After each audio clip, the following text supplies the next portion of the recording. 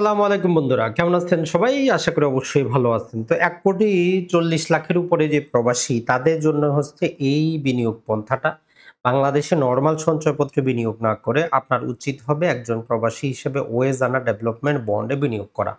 তো যারাই বিনিয়োগ করতে চান তাদেরকে আমরা বলব যে আপনি এই ভিডিওটা প্রয়োজনে ২ বার, ৩ বার, ৪ বার দেখবেন। কি তথ্য আছে সেগুলো প্রয়োজনে নোট করবেন। আপনার কাছে যে কাগজগুলো নাই সেগুলো সংগ্রহ করবেন।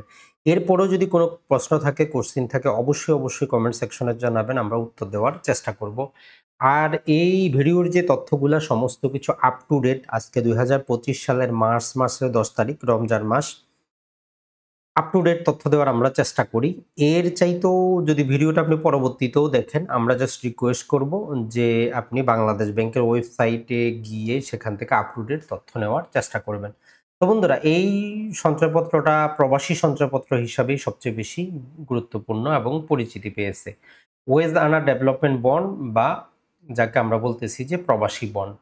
তো এইটা ১৯৮১ সালে সর্বপ্রথম চালু করা হয় প্রবাসীদের জন্য যারা দেশের বাইরে রেমিটেন্স ইনকাম করেন। তো এখানে যদিও ২৫, ৫০, ১,০০,০০০, ২,০০,০০০, ৫,০০,০০০, ১০,০০,০০০, ৫০,০০,০০০ একটা মূল্যমান দেওয়া আছে। তো পূর্বে যেহেতু হার্ড কপি হিসাবে ক্রয় করা হইতো, এইজন্য আপনি চাইলে ৳৩০,০০০ ক্রয় করতে পারতেন না। তো এখন যেহেতু আপনার অনলাইন সিস্টেমে আপনি কি করতে পারবেন, এই পরিমাণ যেমন ধরেন যে আপনি ১০,২৫,০০০ ক্রয় করতে পারবেন, তবে ১০,২৬,০০০ ক্রয় করতে পারবেন না। মানে এই মূল্যমানগুলা ঠিক থাকবে। ২৫, ৫০, ১,০০,০০০, ২,০০,০০০, ৫,০০,০০০, ১০,০০,০০০। এখানে বিনিয়োগের কোনো ঊর্ধ্বসীমা নাই। আপনি চাইলে যত খুশি তত বিনিয়োগ করতে পারেন। ২০০ কোটি টাকাও বিনিয়োগ করতে পারেন। তবে সর্বনিম্ন আপনাকে ২৫,০০০ টাকা বিনিয়োগ করতে হবে। সর্বোচ্চ কোনো ঊর্ধ্বসীমা নাই। এগুলো সর্বপ্রথম কথা হচ্ছে যে পাবেন কোথায়? এগুলো মনে রাখবেন, বাংলাদেশে আপনি পাবেন তফসিলি ব্যাংকের অথরাইজড ডিলার শাখায়। এখন আপনার জেলা শহরের যে ব্যাংকটা আছে, যেমন ধরেন যে উপজেলা লেভেলের যত ব্যাংক আছে একটাও কিন্তু অথরাইজড ডিলার না। অথরাইজড ডিলার হচ্ছে দেখবেন যে কিছু ব্যাংকের শাখা শুক্রবারেও খোলা থাকে। বহির্বিশ্বের সাথে এরা ডলার লেনদেন করে। আপনার অঞ্চলের জেলা শহরের সোনালী, রূপালী, জনতা অথবা অন্যান্য ব্যাংকগুলো, ইসলামিক ব্যাংকগুলো বাদ দিয়ে ইসলামিক ব্যাংকগুলো বিক্রি করে না। সেগুলো আপনি জিজ্ঞেস করবেন যে তাদের নিকটবর্তী অথরাইজড ডিলার কোনটা। সেই এডি শাখায় গিয়ে আপনি ক্রয় করতে পারবেন। ইসলামিক ব্যাংকগুলো বাদ দিয়ে। অতএব ইসলামিক ব্যাংকগুলোর কথা যেহেতু আসলো, তো এটি আসলে সুদমুক্ত কিনা মনে রাখবেন, বাংলাদেশে কোনো কিছুই সুদমুক্ত না। এগুলো অবশ্যই সুদযুক্ত। আপনি যদি বিদেশে থাকেন, বিদেশে বাংলাদেশে তফসিলি ব্যাংকের শাখা যেমন দুবাইতে জনতা ব্যাংক আছে, সৌদিতে সোনালী ব্যাংক আছে, বিশ্বের অন্যান্য দেশে আরো মানি এক্সচেঞ্জ আছে। ওগুলোর মাধ্যমে ক্রয় করা যায়। একটু আপনি খোঁজ খবর নিবেন। যদি এত কিছু না বুঝেন, সবচেয়ে বেস্ট হচ্ছে যে আপনি আপনার নিকটবর্তী যারা আছে কাউকে ওই বাংলাদেশে যেকোনো একটা তফসিলি ব্যাংকে পাঠাবেন অথরাইজড শাখায়। সেইখানে আপনার যাবতীয় ডিটেইল দিবেন, কত টাকার ক্রয় করবেন, তারা একটা অ্যাকাউন্ট নাম্বার দিবে। সে নাম্বারে আপনি টাকাটা পাঠাইলেই কিন্তু আপনার নামে ওয়েজানা ডেভেলপমেন্ট বন্ডটা ক্রয় করা হয়ে যাবে। মনে রাখবেন এটার মেয়াদ হচ্ছে ৫ বছর। আর সুখবর হচ্ছে যে একবার যদি আপনি লিগালি বৈধভাবে বিনিয়োগ করতে পারেন, বিনিয়োগ করার পর আপনি যদি বাংলাদেশেও চলে যান কোনো সমস্যা নেই। পূর্বে কিন্তু একটা ঝামেলা ছিল যে আপনি বিনিয়োগ করার পর যদি দেশে চলে যান এটা পুনঃবিনিয়োগ হইতো না। তো সর্বশেষ তথ্য মোতাবেক আপনি যদি একবার যদি বিনিয়োগ করতে পারেন, তাহলে সেটা পরবর্তী ২ মেয়াদে অর্থাৎ টোটাল ১৫ বছর পর্যন্ত এটা আপনার বিনিয়োগকৃত থাকবে, যেটাকে আপনি একটা পেনশন হিসাবে ব্যবস্থা করতে পারেন। তো পূর্বে এখানে একদম সিম্পল ছিল, ১২% চক্রবৃদ্ধি হারে মুনাফা পাওয়া যেত। কিন্তু এই যে স্বৈরাচারী হাসিনা সরকার, তারা এমন সব ক্যাটেগরি নিয়ে এসেছে যেটা অবাস্তব।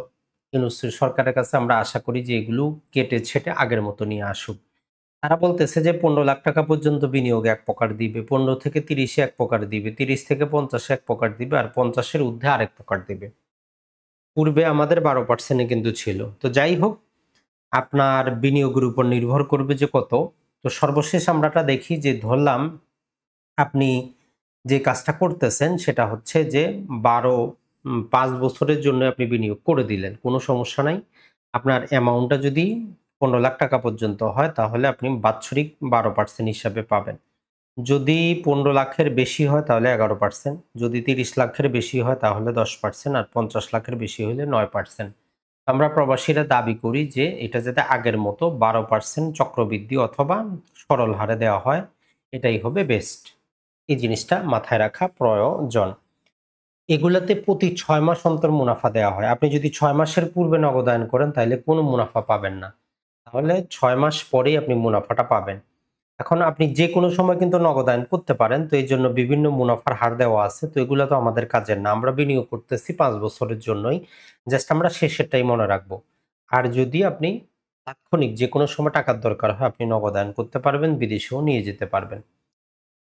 এখন এই কতদিন বিনিয়োগ থাকবে যেটা আমরা বললাম যে এই বিনিয়োগ ৫ বছর মেয়াদী, তবে সরকার পুনর্বিনিয়োগ সুবিধা দিয়েছে ২ মেয়াদের জন্য। সহজে বলা যায় একবার বিনিয়োগ করলে তা পরবর্তী ১৫ বছর পর্যন্ত বিদ্যমান থাকবে। আপনি দেশে গেলেও কোনো সমস্যা নাই। বাংলাদেশ ব্যাংকের ওয়েবসাইটে আমরা আপনাদেরকে দেখিয়ে দিব যে তাদেরই তথ্য, এটা আমার নিজের কোনো কথা না। বিনিয়োগের পর প্রবাসী হিসাবে থাকতেই হবে এমন কোনো বাধ্যতামূলক নাই। তবে ১৫ বছর পর আবার বিনিয়োগ করতে চাইলে প্রবাসী হতে হবে, অর্থাৎ দেশের বাইরে টাকা পয়সা আনতে হবে। শুধুমাত্র মূল টাকা পুনঃবিনিয়োগযোগ্য হবে, এই জিনিসটা মনে রাখবেন। আর লাভের টাকা প্রতি ৬ মাস অন্তর অন্তর আপনার অ্যাকাউন্টে যুক্ত হয়ে যাবে। এখন কার নামে কিনতে পারবেন? আপনি যদি প্রবাসী হন আপনার নিজ নামে কিনতে পারবেন। ২ নম্বর হচ্ছে আপনি যদি কাউকে মনোনীত করেন, অথরাইজড করেন, তার নামে কিনতে পারবে। অথবা দেশে আপনার টাকা পয়সা যারা আপনার বাবা-মা, স্ত্রী, ছেলে-মেয়ে যারা খায় রেমিটেন্স সুবিধাভোগী, তারা ব্যাংকের যাবতীয় ডকুমেন্ট, আপনার পাসপোর্ট, আপনার দেশের বাইরে যা কিছু আছে ওই সার্টিফিকেটগুলা দেখিয়ে তাদের নিজ নামেও ক্রয় করতে পারবে। তবে বাস্তবে দেখা যায় যে আসলে প্রবাসীর নিজ নামে ক্রয় করতেই তার অবস্থা খারাপ হয়ে যায়। অন্যদের ক্ষেত্রে তো বাকিদের ক্ষেত্রে ব্যাংকগুলো দিতে চায় না। কারণ আইনের জায়গায় তারা তো পড়ে না। এখন আসি যে বৈধ ওয়েজানার নিজে অথবা আবেদনপত্রে উল্লেখিত ব্যক্তি বা বাংলাদেশে তার বেনিফিশিয়ারির নামে বাংলাদেশি টাকায় বৈদেশিক মুদ্রা ক্রয় করা যাবে। মানে আপনি এইখান থেকে রেমিটেন্সটা কিন্তু পাঠাইতে হবে। এই ওয়েজানার ডেভেলপমেন্ট বন্ডটা থাকবে বাংলাদেশি টাকা, এটি মনে রাখবেন। এটা ছাড়া বিদেশে বাংলাদেশ মিশনে কর্মরত বাংলাদেশ সরকারের কর্মকর্তা এবং কর্মচারীগণও ক্রয় করতে পারবে। যে দূতাবাসগুলা আছে, দূতাবাসে যারা কাজ করেন তারাও ক্রয় করতে পারবেন। বাংলাদেশ লিওনে কর্মরত সরকারি, সংবিধিবদ্ধ, স্বায়ত্তশাসিত অথবা আধা সরকারি স্বায়ত্তশাসিত প্রতিষ্ঠানের যেই কর্মকর্তা আছেন, নির্ধারিত শর্ত পূরণ সাপেক্ষে এ বন্ড ক্রয় করতে পারবেন। এদের হিসাবটা একটু ভিন্ন। এটা ছাড়া বিদেশি মালিকানাধীন শিপিং, বিমান বা এয়ারওয়েজ কোম্পানি, বিদেশে অফিসে চাকরিরত অনিবাসী Bangladeshi mariner, pilot, cabin crew এরা কিন্তু পূর্বে ক্রয় করতে পারত না। এই যে সর্বশেষ ইউনূস সরকার এই সুবিধাটা দিয়েছে, তো অবশ্যই তাদের এফসি অ্যাকাউন্ট বাধ্যতামূলক। নরমাল আপনার আমার জন্য যারা এই প্রবাসী এদের এফসি অ্যাকাউন্ট লাগে না। কিন্তু যারা মেরিনার, পাইলট, কেবিন ক্রু এদের অবশ্যই এফসি অ্যাকাউন্ট লাগবে, যে অ্যাকাউন্টে তারা বেতনটা পায়। প্রবাসী বাংলাদেশী ব্যবসায়ী অথবা পেশাজীবী প্রবাসে তাদের উর্জিত অর্থ দ্বারা এই বন্ড ক্রয় করতে পারবেন।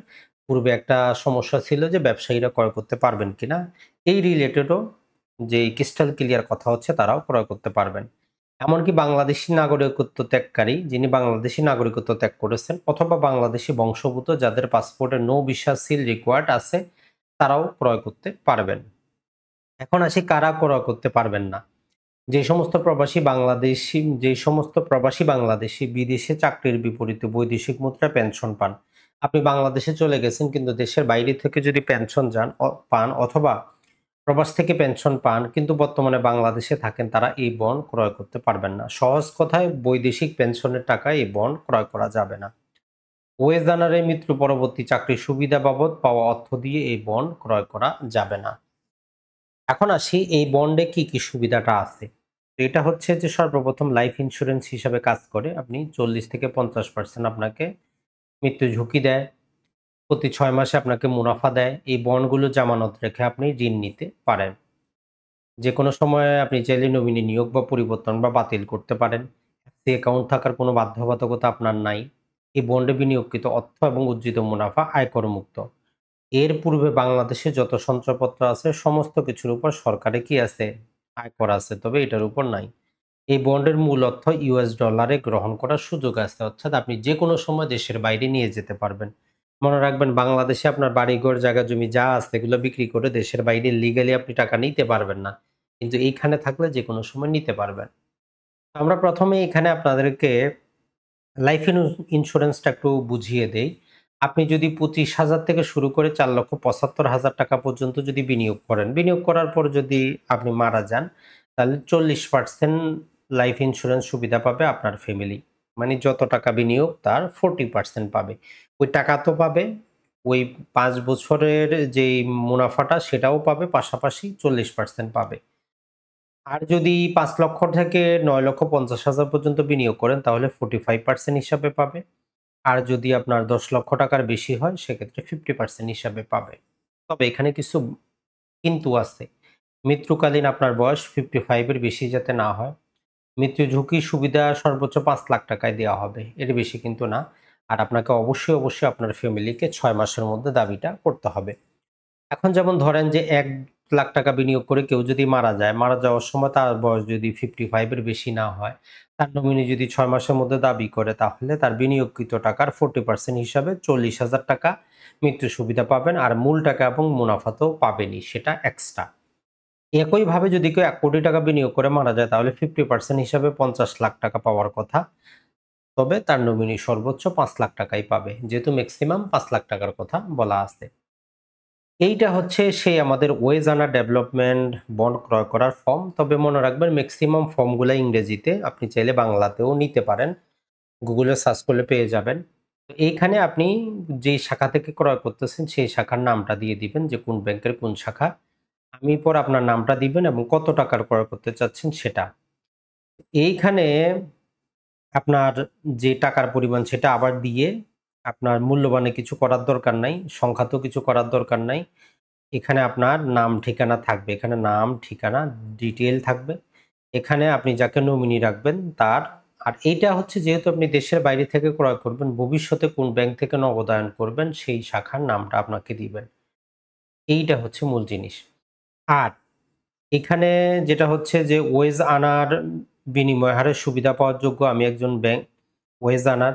ব্যাংকের নামটা এখানে লিখবেন। বৈদেশিক যদি এফসি অ্যাকাউন্ট থাকে দিবেন, না হলে এখানে নাই দিয়ে দিবেন। কারণ পূর্বে এফসি অ্যাকাউন্ট বাধ্যক ছিল, ওই ফর্মটা ওই জায়গারই। এখন এফসি অ্যাকাউন্ট লাগে না। আমি একজন, আপনি এখানে পেশাটা দিবেন কি করেন? আপনি বৈদেশিক মুদ্রা উপার্জন করেন। আপনি এখানে একজন ব্যবসায়ী, আপনি এখানে একজন অ্যাকাউন্ট্যান্ট অথবা লেবার যেটাই হোক, কোন প্রতিষ্ঠানে আছেন তার নামটা দিয়ে দিবেন। এই ক্ষেত্রে যে জিনিসটা হচ্ছে, এক্ষেত্রে ক্ষয় হচ্ছে যদি আপনার পক্ষে কেউ ক্রয় করে, আপনার বেনিফিশিয়ারি ক্রয় করে তাদের জন্য এটা, না হলে এটা কিন্তু ফাঁকা থাকবে। এটা মনে রাখবেন। এরপরে যদি আমরা দেখি সেটা হচ্ছে যে এখানে আপনি শাখার নাম দিবেন, কোন শাখা থেকে ক্রয় করতেছেন। আর যেটা হচ্ছে যে এইখানে আপনার বিদেশের ঠিকানা দিবেন, বাংলাদেশের ঠিকানা দিবেন। আপনার নামটা আবার স্পষ্ট অক্ষরে লিখবেন, পাসপোর্ট নাম্বার, তারিখ, যেখান থেকে ইস্যু করা হয়েছে। এখানে কত টাকার ক্রয় করতেছেন সেটা, ব্যাংকের নাম। তবে আপনার যদি এফসি অ্যাকাউন্ট না থাকে এইটা দরকার নাই। আর যদি এফসি অ্যাকাউন্ট থাকে এটা আপনি দিবেন, না হলে নাই। তো এখানেও একই রকম আপনার নাম, আপনার ঠিকানা, নমিনির নাম, ঠিকানা, যে ব্যাংক থেকে ভাঙানো হবে বাকিটা ব্যাংক করবে। মেক্সিমাম জায়গায় আপনি এই ফর্মটা পাবেন, যে ইংরেজি ফর্মটা আছে আপনি ইংরেজিতে দেওয়াটাই বেস্ট মনে করি আমি। এখানে তারিখটা দিয়ে দিবেন। এখানে আপনার ব্যাংকের নাম, শাখা লিখবেন। এখানে আপনার নাম লিখবেন। আপনি কত টাকার ক্রয় করতেছেন সেটা লিখবেন। এখানে টাকাটা আবার লিখবেন। এখানে টাকাটা আবার লিখবেন। এখানে কত টাকার নোট আপনার লেখার দরকার নাই। কত পিস সেটাও লেখার দরকার নাই। ভ্যালুটা শুধু লিখে দিবেন যে ধরলাম ৳১,০০,০০০। আপনার নাম, আপনার ঠিকানা সমস্ত কিছু, নমিনির নাম, নমিনির ঠিকানা, দেশে কোন ব্যাংক থেকে নগদায়ন করবেন সেটা। এখন যদি দেখি যে ডিক্লারেশনটার ক্ষেত্রে আমরা আবারও বলছি এফসি অ্যাকাউন্ট বাধ্যতামূলক না, তাই এটা দেওয়ার আপনার দরকার নাই। এখানে আপনি কি হিসাবে আছেন, লেবার হিসাবে আছেন, কুক হিসাবে আছেন নাকি সেটা দিবেন। আর কোন কোম্পানিতে কাজ করেন সেটা দিয়ে দিবেন। যদি কেউ ব্যবসায়ী হন সেক্ষেত্রে আপনার ট্রেড লাইসেন্স, কোম্পানির নামটা দিয়ে দিবেন। আর এটা হচ্ছে যদি আপনার পক্ষ হয়ে যদি ক্রয় করে তাদের নাম, তারাও আপনার নামটাই লিখবে। কোন দেশে আছে, কি কাজ করে সেটাই লিখবে। এরপরে আবার দ্বিতীয়ত ওই একই জিনিস রিপিট করতেছে ফর্মটার মধ্যে, যে এখানে আপনি কোন ব্যাংকে সিলেক্ট করলেন সেইটা দিবেন। তারপরে এখানে আপনার নামটা আবার দিয়ে দিবেন। এটা ব্যাংকে পূরণ করার কথা, তবে আপনি করবেন। এখানে নমিনি নাম দিবেন, পেইং অফিস দিবেন। এখানে আপনার পাসপোর্ট নাম্বার দিবেন, আপনার নামটা লিখবেন, ডেট দিবেন। এফসি অ্যাকাউন্ট বাধ্যতামূলক না, থাকলে দিবেন, না থাকলে নাই। এখানে আপনার বিদেশের ঠিকানা এবং বাংলাদেশের ঠিকানা। বাকিটা তারাই সিল মেরে দিবে। এইটা হচ্ছে আপনার wage earner development bond related যত প্রকার আপনার প্রশ্ন করছেন সেটি। তো এখন আরো যদি কিছু আমরা কথা আপনাদেরকে বলে দেই যে ওয়েজ আর্নার ডেভেলপমেন্ট বন্ডের ক্ষেত্রে আমরা যেই তথ্যগুলা পাই, সবাই বলেন যে ভাই কোথা থেকে ক্রয় করব? আবারও বলবো, আমরা কয়েকটা পন্থা বলেছি। এক হচ্ছে আপনি যেই দেশে আছেন সেই দেশের দূতাবাসে যোগাযোগ করবেন। বাংলাদেশে যদি কোনো ব্যাংক থাকে সোনালী, রূপালী, জনতা, অগ্রণী সেগুলোতে যোগাযোগ করবেন। যদি সেখান থেকে আপনি সহযোগিতা না পান, ক্রয় করতে না চান, তাহলে আপনি কি করবেন? যদি হিউজ অ্যামাউন্ট বিনিয়োগ করতে চান, বাংলাদেশে অনলাইনে যেকোনো একটা ব্যাংকে আপনি অ্যাপ্লিকেশন করে এফসি অ্যাকাউন্ট খুলে সেই অ্যাকাউন্টে ডলার রাখবেন। ব্যাংকে বললেই তারা ক্রয় করে দিবে। অথবা সাধারণ লেবার ক্যাটেগরি যারা আছেন, আপনার ফ্যামিলির যদি কেউ থাকে তাদের কাছে আপনার যাবতীয় পাসপোর্ট, স সেলারি সার্টিফিকেট যাবতীয় কিছু আপনি পাঠিয়ে দিবেন তাদের কাছে। তারা ইডি শাখায় যোগাযোগ করবে। তো তখন আপনাকে কত টাকার ক্রয় করবেন সেই টাকাটার জন্য তারা একটা ব্যাংক অ্যাকাউন্ট নাম্বার দিবে। সে অ্যাকাউন্টে টাকাটা পাঠাইলেই ইজিলি ক্রয় করা যায়। তবে আপনি চাইলে যে কাজটা করতে পারেন, দেশে যাওয়ার সময় আপনি এখন পর্যন্ত সর্বোচ্চ লিগালি $৫,০০০ পর্যন্ত কিন্তু নেয়া যাওয়া যায়। আপনি ওই $৫,০০০ নিয়ে যেতে পারেন। নিয়ে গিয়ে আপনি সশরীরে সেখানেও ক্রয় করতে পারেন। তাতে কোনো সমস্যা নাই। আর এইটা প্রতি ৬ মাস অন্তরই মুনাফা দিবে, এই জিনিসটা মনে রাখবেন। আর আপনার ন্যাশনাল আইডি কার্ড বাধ্যতামূলক। ন্যাশনাল আইডি কার্ড প্রয়োজন হবে। ন্যাশনাল আইডি কার্ড ছাড়া পারবেন না। বিদেশের একটা মোবাইল নাম্বার লাগবে। দেশের একটা যে সেভিং অ্যাকাউন্ট লাগবে, যে অ্যাকাউন্টে আপনার টাকাটা যুক্ত হবে। আর আপনি যদি বিদেশের কোনো ব্রাঞ্চকে নগদায়ন অফিস হিসাবে রাখেন, সেটাও রাখতে পারবেন। কারণ আপনি যেকোনো সময় চাইলে সেটা, কারণ অনেকেই আছে বিদেশে ব্যবসা করে বাংলাদেশে আসবেন না। তারাও বিনিয়োগ করতে চান, তারাও কিন্তু বিনিয়োগটা করতে পারবেন।